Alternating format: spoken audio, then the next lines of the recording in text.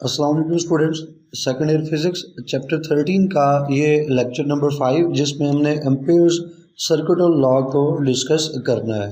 अगर learning outcome को देखें तो हमें कहा गया कि हम एम्पेयर्स लॉ को स्टेट करें, यानी इसकी जो स्टेटमेंट है उसको अच्छी तरह से अंडरस्टैंड कर लें। हम इस लेक्चर में हम एम्पेयर्स लॉ की जो स्टेटमेंट है उसको भी सीखेंगे, अंडरस्टैंड करेंगे और साथ ही इसकी मैथमेटिकल फॉर्म और एप्लीकेशंस का जिक्र करेंगे।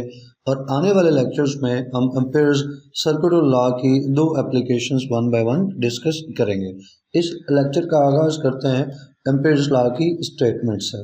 स्टूडेंट्स, हमने इस चैप्टर के दूसरे लेक्चर में ये सीखा कि जब किसी वायर में से या कंडक्टर में से करंट पास होता है तो उसके सराउंडिंग में एक मैग्नेटिक फील्ड सेटअप हो जाता है। करंट पास करने पर ये जो करंट पास करने पर मैग्नेटिक फील्ड सेटअप हो गया है, ये मैग्नेटिक फील्ड सेटअप हुआ है सर्कुलर फॉर्म में। सर्कुलर फॉर्म में हम इसको फिर लूप कह सकते हैं। तो अब मैं फिर बात कर सकता हूँ कि जो मैग्नेटिक फील्ड है वो एक लूप के अंदर है। अब करंट पास होने की वजह से एक लूप में जो मैग्नेटिक फील्ड है उसको कैलकुलेट करना मुश्किल नहीं है, आसानी से कैलकुलेट किया जा सकता है। लेकिन अगर ये कहा जाए कि भाई आप इस लूप के किसी एक सेगमेंट में, मिसाल के तौर पे एक इतना सा हिस्सा मैं मार्क कर लेता हूँ और उसको मैं डेल्टा एल कह देता हूँ। डेल्टा में एल आप साथ स्मॉल भी ले सकते हैं, कैपिटल भी ले सकते हैं। तो ये मिसाल के तौर पे पहला सेगमेंट है, डेल्टा एल वन इसको कह लें। इस सेगमेंट में कितना बी मौजूद है और फिर उसको करंट के साथ रिलेट करना ये मुश्किल हो रहा था। तो एम्पेयर्स ने इसी चीज़ को सॉल्व किया कि अगर एक लूप के अंदर मैग्नेटिक फील्ड करंट पास करने की वजह से लूप में मैग्नेटिक फील्ड मौजूद है तो उसमें कोई भी हम लूप का सेगमेंट ले लें, लेंथ सेगमेंट ले लें, तो उस लेंथ सेगमेंट में बी और आई को आसानी से रिलेट किया जा सकता है थ्रू एम्पेयर सर्कुलर लॉ। या आप कह लें कि एम्पेयर्स ने यही काम किया कि लेंथ सेगमेंट को, उसमें मौजूद मैग्नेटिक फील्ड बी को और आई को आपस में रिलेट किया, जोड़ा, लिंक किया मैथमेटिकल फॉर्म में। तो ये एक हमने सेगमेंट ले लिया डेल्टा एल वन। इस एक सेगमेंट में मैग्नेटिक फील्ड बी का भी कोई कंपोनेंट होगा, चलिए उसको बी वन कह देते हैं। अब इन दोनों को मल्टीप्लाई करके हम लिख लेते हैं। तो जो बी यहाँ पे मौजूद है बी वन, और जिस लेंथ सेगमेंट में मौजूद है डेल्टा एल, तो डेल्टा एल वन उसके साथ इसको मल्टीप्लाई कर लिया। इसी तरह कोई और सेगमेंट ले सकते हैं। यहाँ पे एक और सेगमेंट ले लिया जाए, इसको डेल्टा एल टू कह दें। इस डेल्टा एल टू का भी अपना फील्ड कंपोनेंट होगा, चलें उसको बी टू कह देते हैं और उसको भी मल्टीप्लाई कर देते हैं उसी लेंथ सेगमेंट में जिसमें वो बी टू जो है मौजूद है, यानी डेल्टा एल टू। इसी तरह हम लूप को डिफरेंट लेंथ सेगमेंट्स में डिवाइड करते जाते हैं और हर लेंथ सेगमेंट का जो बी है, बी कंपोनेंट है, वो साथ ले लेते हैं। तो लेंथ सेगमेंट को फिर उसके कंपोनेंट बी के साथ मल्टीप्लाई करके ये सारे इस तरह से हम B one into delta L one लिख लिया, इस तरह B two delta L two लिख लिया, फिर इस तरह B three delta L three ले लिया, फिर B four delta L four and so on. तमाम कंपोनेंट्स, लेंथ सेगमेंट्स को उनके बी कंपोनेंट्स के साथ मल्टीप्लाई करके रख लिया। अब जब मल्टीप्लाई करके रख लिया और उसके बाद क्या करना है, उसके बाद इन सब का सम ले लेना है, इन सब को ऐड कर लेना है। B one delta L one plus B two delta L two plus B three delta L three plus B four delta L four and so on, सबको ऐड कर लेना है। सबको ऐड करें तो अब बार बार लिखने के बजाय समेशन का हम साइन यूज़ करते हैं, सबस्क्रिप्ट्स हटा देते हैं, जनरल हम यूज़ कर लेते हैं कि कोई लेंथ सेगमेंट है डेल्टा एल, उसके साथ उसका जो फील्ड कंपोनेंट है बी, उसको मल्टीप्लाई करें इस तरह, और ये एक सेगमेंट का प्रोडक्ट हमें मिल गई। इस तरह और सेगमेंट्स की, लेंथ सेगमेंट की प्रोडक्ट्स लेके सबका सम ले लें।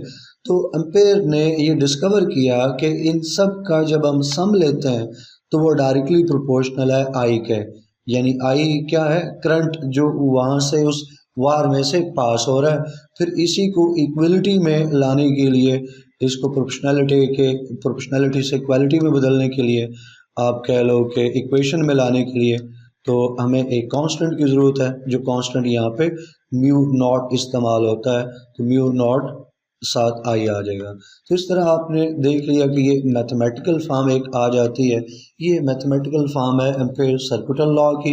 ये किस तरह से ये मैथमेटिकल फॉर्म डेवलप होती है, सामने आती है, और इसका बुनियादी कंसेप्ट क्या है उसका आपको एक आइडिया हो गया।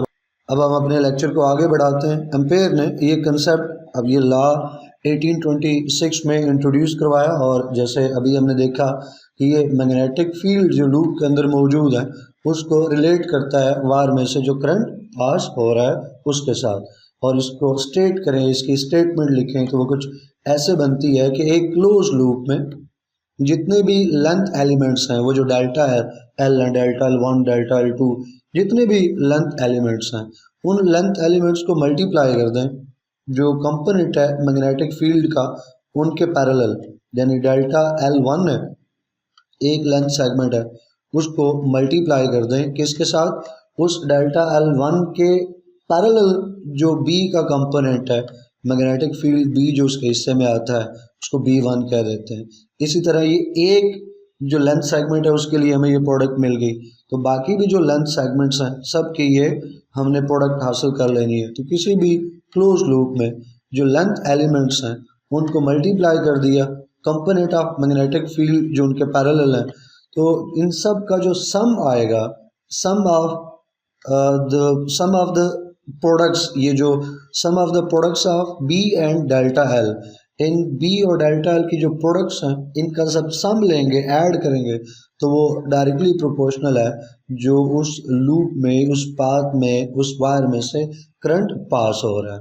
तो चूँकि उस जितनी भी हमने प्रोडक्ट्स ली उन सब का सम लेना है, तो समेशन का साइन आ गया, summation B dot delta L is directly proportional to I, और फिर इक्वालिटी में बदलने के लिए कांस्टेंट इस्तेमाल करते हैं म्यू नॉट। यहाँ पे जो म्यू नॉट है ये कांस्टेंट ऑफ प्रोपोर्शनैलिटी है, और इसको परमेबिलिटी ऑफ द वैक्यूम कहते हैं, और इसकी जो वैल्यू है वो 4 पाई इंटू 10⁻⁻7 टेस्ला मीटर पर एम्पेयर है। अगले लेक्चर में भी हम इस पे बात करेंगे, इसके जो ये वैल्यू है और उसका इस्तेमाल भी हम देखेंगे न्यूमेरिकल प्रॉब्लम्स के अंदर। लेकिन आपको आइडिया हो गया कि एम्पेयर्स लॉ की जो मैथमेटिकल फॉर्म है वो कौन सी है, किस तरह की है, और उसका उस मैथमेटिकल फॉर्म का बेसिक कंसेप्ट क्या है, और लफ्ज़ों में भी जो उसकी स्टेटमेंट बनती है उसको हमने अंडरस्टैंड कर लिया।